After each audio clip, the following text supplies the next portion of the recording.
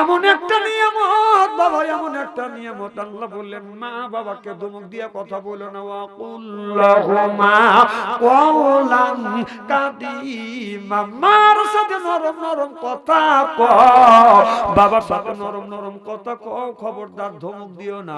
যুবক, তুমি বগুড়া নন্দীগ্রামে শহরে যাইয়া যদি শহর থেকে আসতে যদি তোমার রাত 12টা হয়, বাড়িতে এসে দেখবে না যুবক বাড়ির সব মানুষ ঘুমাইছে, দুইজন ব্যক্তি ঘুমায় না। একজন হলো তোমার বাবা, রাস্তা আগা গেছে, আমার বেটা আব্দুল সালাম আসতেছে, ভয় যেন না পায়, রাস্তা আগা যায়, তিনি হলো বাজান বাবা। আর যিনি বাড়িতে বসে বসে লেপের মধ্যে আপনার ওই বাদ গরম রাখার জন্য শীতের মধ্যে লেপের মধ্যে তোষকের মধ্যে খাবার রেখে দেয়, যদি ঠান্ডা হয়ে যায় আমার ছেলের কষ্ট হবে, এই ব্যক্তি হলো মা। জোরে কোন সুবহানাল্লাহ।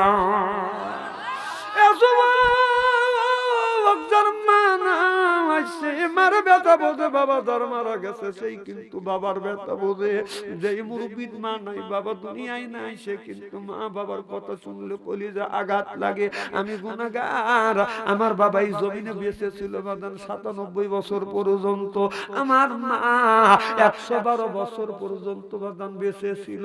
আমি যখন মাহফিলে গেছি আমার মার পায়ে হাত রাখছি, চুমো দিছি, বাবার পায়ে হাত রাখছি, চুমো দিছি, আমার আব্বা আমার কপালে চুমো দিছে, আমার মামার দুইটা গালে চুমো দিয়ে বলে বেটারে ওয়াজে যাও, মাহফিলে যাও, আমার দোয়া তোমার পাশে থাকবে। সুবহানাল্লাহ বললেন না। যখন চলে গেছে কিছু দূর আগে আমার পর, আমার মা আমার আব্বারে বলছে ছেলেকে বলো কয়টার সময় আসবে। আব্বা যা বলছে বেটা তুমি কয়টায় আসবে, আমি বলছি মা আব্বা আমি রাত 12টার সময় আসবো।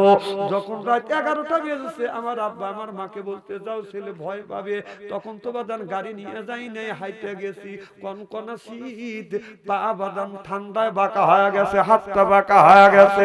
আমি যাইয়া দেখছি তখন ওই জামানার মধ্যে তখন বাদান ভালো চাদর ছিল না, নিম চাদর ছিল। 97 বছর বয়স, আমার বাবা আগাদা 3 রাস্তার মোড়ে আমার জন্য অপেক্ষা করছে। 12টায় আসি নাই, 1টায় আসি নাই, 2টা যখন বাড়ছে আমি যখন আসছি 3 রাস্তা মোড়ে এসে দেখি আমার বৃদ্ধ বাবা বাদাম দ্বারা আছে। এসে দেখি বাবা থর থর করে কাঁপতেছে। কি বাবা আপনি এই জায়গায় আছেন? বাবা বলে বেটা রে তোমার জন্য দাঁড়া আছি, রাত 12টার থেকে 2টা পর্যন্ত দাঁড়া আছি বাবা। বাবা জানে এখন আব্বা নাই, আব্বা মারা গেছে, আর কেউ আমার জন্য বাদান 3 রাস্তার মোড়ে দাঁড়া থাকে না। এটি হলো বাবা। যুবক ওইটি বাবা। যাও ছেলে এখনো আসে না, বাপ জানে যার এক রাস্তা দিয়ে ছেলে আসছে। আমার বাবা মৃত্যুর পর দীর্ঘদিন মা আমার জীবিত ছিল, মা 112 বছর বেঁচে ছিল। আমি দেখছি আমি রাত 2টা 3টা যখন বাসায় আচ্ছা বিবির ঘরে দরজা হাত দিছি, দরজা শক্ত, ছেলের ঘরে দরজা হাত দিছি, দরজা শক্ত, আর ঘরে দরজা হাত দিছি, দরজা খুলে গেছে, যায় দেখি মা এখনো ঘুমায় নাই। মারে যায় সালাম দিছি আর বলছি মা কেন তুমি ঘুমাও নাই? মা বলে বেটা রে যতক্ষণ পর্যন্ত তুমি বাসায় না আসো বেটা আমি তোমার মামার চোখে ঘুম আছে। আমার মা অমনি আমার হাত ধরছে, হাত ঠান্ডা, হাত বাঁকা হয়ে গেছে, পা ঠান্ডা, কপাল ঠান্ডা। আমার বুড়ো মা অমনি বাদান উঠিয়া সরিষার তেল বাদান গরম করি আমার সর্ব শরীরে বাদান মালিশ করে, ও বাবা এখন মানা ঠান্ডা দুধে হাত বাঁকা হয়ে যায়, কেউ বাবার শরীরে সরিষার তেল গরম করে মালিশ করে। যে ব্যক্তি মালিশ করছে সেই ব্যক্তি হলো আর মালাজ। কেউ সরিষার তেল মালিশ করে আবার শরীর গরম করে মালিশ করে না।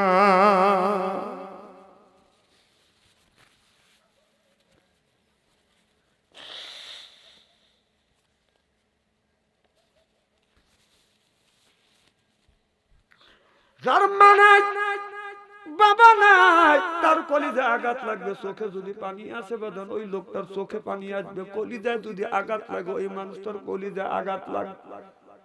এই তো কয়েকদিন আগে বাদান হঠাৎ করে কনকনা শীত পড়ে গেছে। আমি রাত 2টার সময় আসিয়া বিবির ঘরে দরজা হাত দিলাম, দরজা শক্ত, ছেলে মেয়ের ঘরের দরজা বাদান বল। মার ঘরের দরজার কাছে যা দেখি তালা লাগানো, কারণ মা নাই। আমি অমনি ঘরের মার ঘরের দরজার পাশে দাঁড়াইয়া কাঁদতে লাগলাম। আমার বিবি বলে, বা স্বামী তুমি কেন কান্দো? ছেলে বলে, আব্বা কেন কান্দো? আমি বললাম, বিবি রে, মা নাই, কেউ আমার জন্য দরজা খুলে বসে থাকেন, তোমরা সকলেই দরজা দিয়ে দিয়ে ঘুমায় আছো। আর যেই মা দরজা খুলে আমার জন্য বসে থাক, ওই মা ওই মা অন্ধকার কবরের মধ্যে ঘুমিয়ে আছে।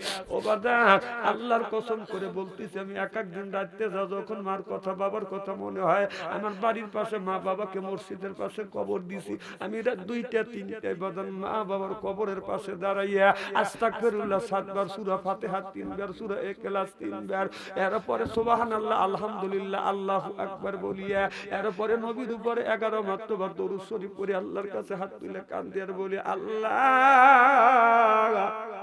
আমার যে মা আছে বাবা আমার জন্য অপেক্ষা করছে, আল্লাহ ওই মা ওই বাবা কবরের মধ্যে এখন আমাদের জন্য অপেক্ষা করতেছে, দোয়ার জন্য অপেক্ষা করে। আল্লাহ আল্লাহ তোমার কাছে দোয়া করি,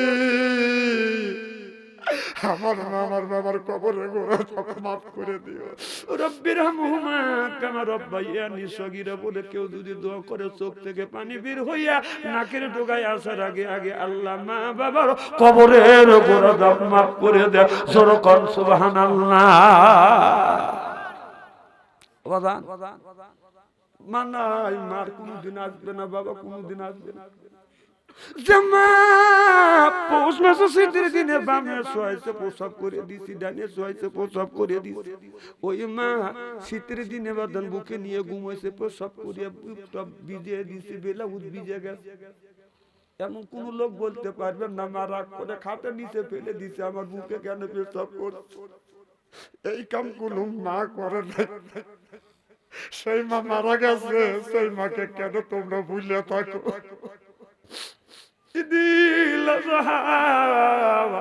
ঈদুল ফিতর আসলে বাবা অভাবের বছর হইল, মা আর বাবা পরামর্শ করে আমরা নতুন পোশাক দিব না, ছেলে মেয়েকে নতুন পোশাক নিয়ে আমরা মা বাবার চোখের সামনে দিয়ে ঘুরি। আর বাবাকে প্রশ্ন করি, কেন আপনি পুরনো পাঞ্জাবি গায়ে দিয়ে ঈদগাহ ময়দানে নামাজ পড়ান আর নতুন শাড়ি? মা কোলে নাই, বাবা কোলে না, সুম্মা দেয়, বলে বেটা অভাবের বছর আমরা নেই না, তোমরা নতুন পোশাক গায়ে দিয়ে আমাদের চোখের সামনে দিয়ে ঘুরো। আমি তোমার মা, আমি তোমার আব্বা, খুশি হয়ে যায়।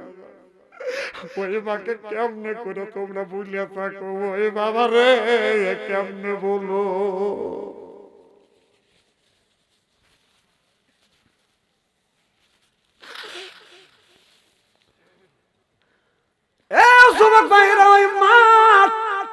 মনে কষ্ট দিও না, বাবার মনে কষ্ট দিও না। এখন আমি আমার 3টে ছেলে 1টি মেয়ে, বাসায় গেলে ছেলেও বাবা বলে ডাক দেয়, মেয়েও ডাক দেয়, কিন্তু মন তো চায় মাকে মা বলে ডাকবো, বাবাকে বাবা বলে ডাক।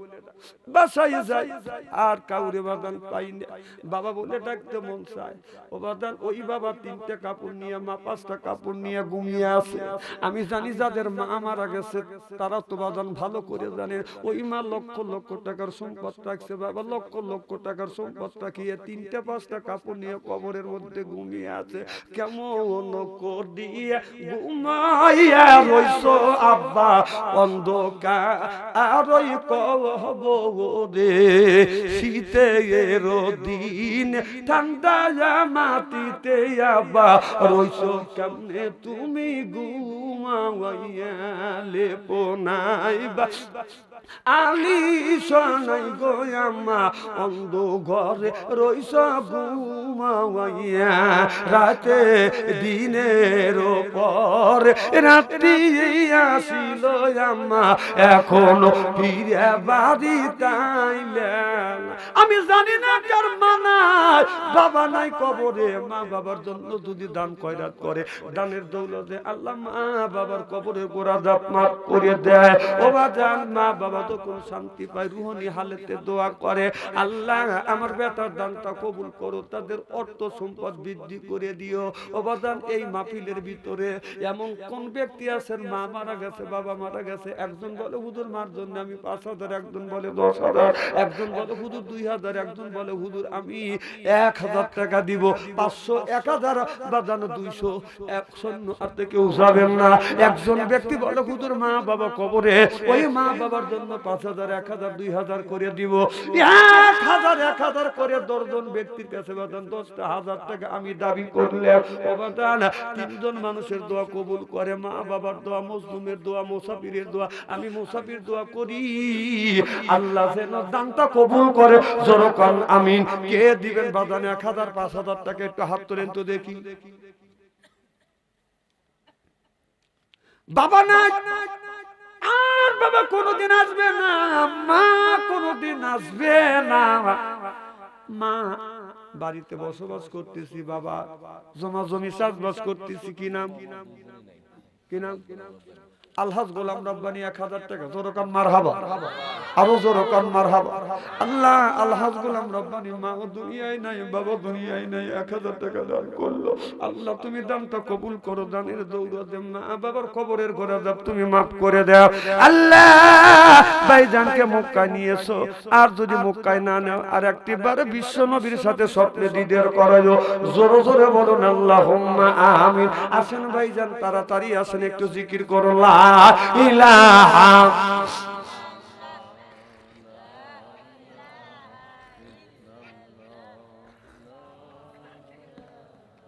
আজকের এই মাহফিল আল্লাহর দরবারে কবুল হোক, এটা কি চান? কারা কারা চান? আমি তাকবীর দেব, হাত তুলে দেখা। নারে হাত টান টান করেন, কষ্ট হলে একটু হাত তুলে বলেন বিসমিল্লাহির রহমানির রহিম। এই বলে 2 হাত 2 পকেটের মধ্যে দেন। যার কাছে 1,000 আছে 500 দেন, 500 আছে 200 দেন, 200 আছে 100 দেন, 100 আছে 50 দেন। টাকা যদি না থাকে আর এক বন্ধুর কাছে হাওলাত করিয়া দেন, আগামীকাল শোধ করে যান, ভিতরে যান। আর 1,000 টাকা 2,000 টাকা যে যা পারেন দিবেন, তাড়াতাড়ি দিবেন বাজান, তাড়াতাড়ি চলে আসেন, একটু পরে মোনাজাত করা হবে।